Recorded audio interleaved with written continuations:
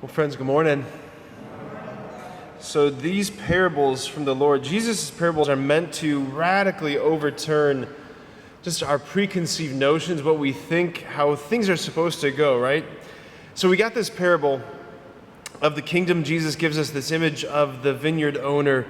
He goes out at dawn, he goes out again at 9, he goes out again at 12, at 3, and again at the 11th hour, so at 5 p.m. He's looking for workers to work in his vineyard. He's going out again and again. Notice, by the way, it's the landowner going out 5 times in the heat of the day. He's the one who's taking the initiative.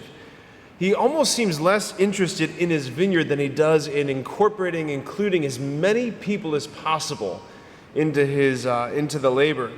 So, get to the end of the day, he tells his foreman, gather all the laborers to pay them their wage, and he deliberately starts with the 5 o'clock crew.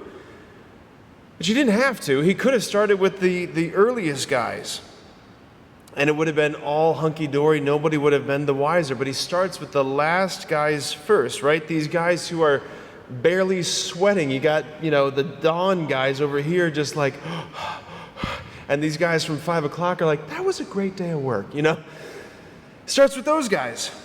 Strange landowner. He's deliberately trying to reveal something here, right?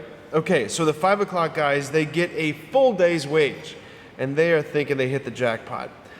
Now, the 6 o'clock crew, the guys from the earliest, the dawn crew, they're thinking, oh, baby, right? If they got the full day's wage, we worked 12 times as hard as they did. We're at least going to get 12 times as much as they did, right? And yet, they get the exact same payment. They get angry, and maybe some of us got angry. They get frustrated. They cry out, that's not fair, essentially, right? And Jesus says, are you envious because I am generous?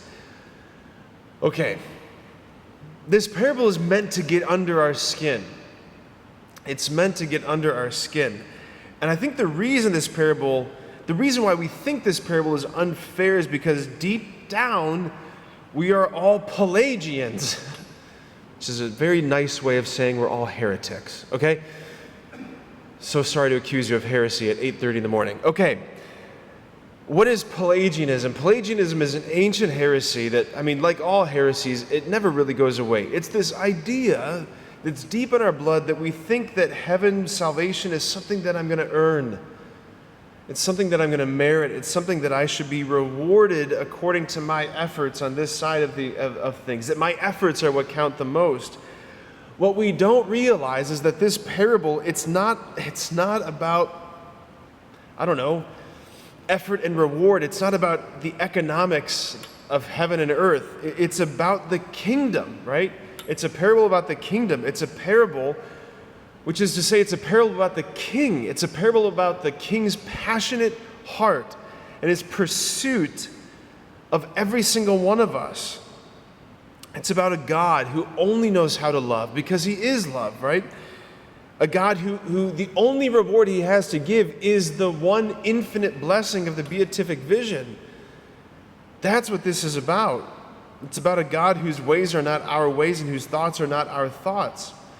Like we get this thing backwards. We think that we are the workers who are working our way into the kingdom. Again, that's Pelagianism.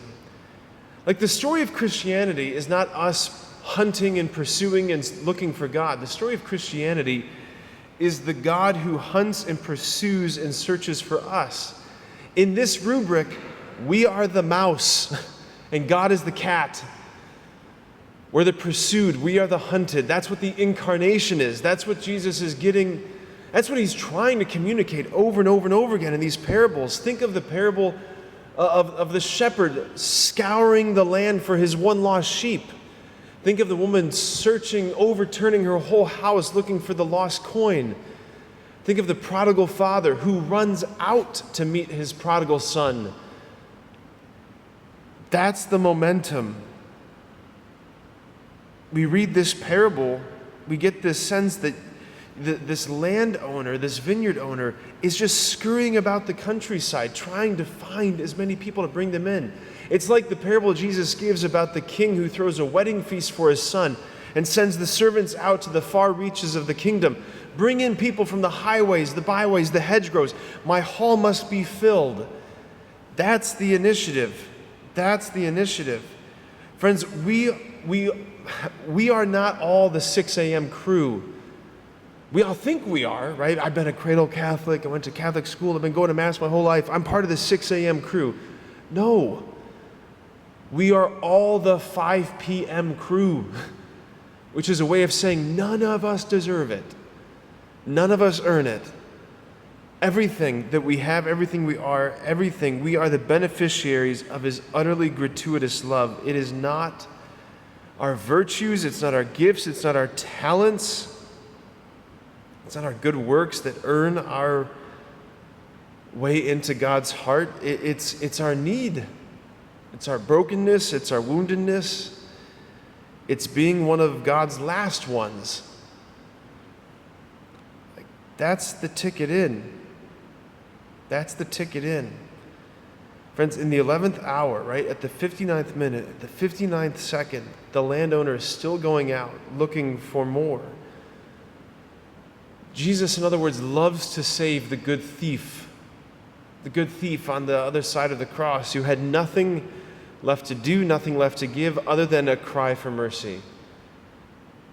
Friends, that's what this parable is revealing, that we have a God who's passionate about us and who's scouring the church looking for us.